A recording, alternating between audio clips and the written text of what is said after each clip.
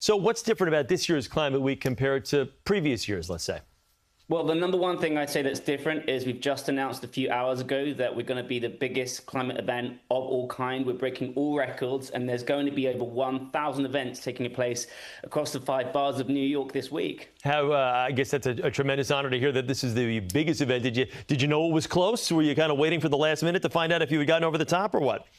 I'm not going to pretend it's been a difficult year, and I think a lot of people were questioning, how big is it going to be? And so it's just really amazing. The community across New York, they have created so many different activities and events. I've been out and about this week meeting folks, and so everyone's just pushed, and they want New York. It's always been the biggest climate event in the world.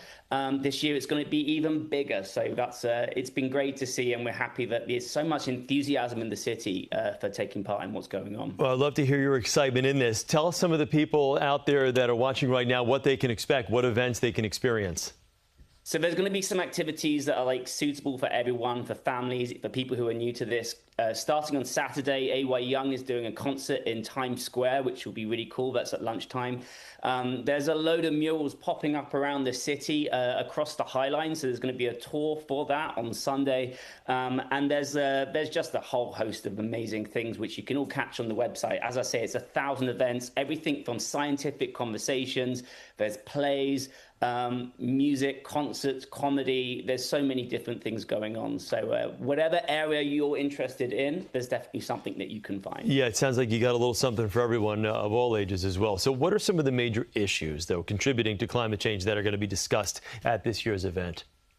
I think what we're seeing, and as you mentioned earlier, we've got a lot of world leaders coming to our events next week, as well as people from the world of business. So we need to try and work out, how do we get the investment in to make the changes to reduce emissions?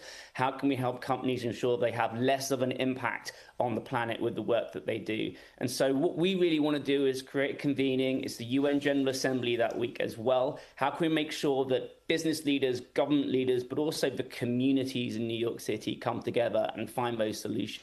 What have been some of the challenges? You talk about business leaders and needing more interest, more backing from them. When you've got, can you still hear me? You still got me there, Adam? Absolutely. Okay, good. So when you've got, obviously, with the administration and the federal government pulling away from some climate initiatives, how much more do you need investment from the business community to make up the differences there? I think the business community is showing commitment still.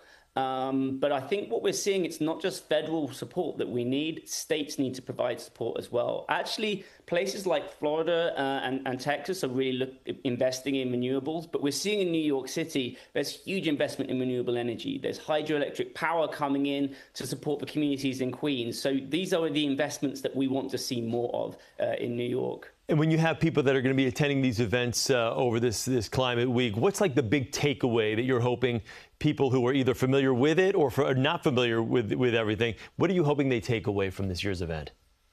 I think innovation is the word that I'm looking for. Our strapline this year is power on. Every year it's different. There are new technologies out there. There are new ways of working. There are new ways to do things better. And every single person who is a leader in this space globally is going to be here during the week. So I think people should get stuck into these different events and find out what the latest activities are. And if you're a student wanting to get into this space, this is the time and place. These events are, the vast majority of them are free of charge and open to all. So this is the place to come and find out more. Well, Adam, thank you so much. I mean, we all want for a lot, but if we don't have a healthy planet, it doesn't make a difference. So, Adam, thank you very much. We appreciate it. From Climate Group, we thank you for joining us. Climate Week starts September 21st, and it runs through the 28th.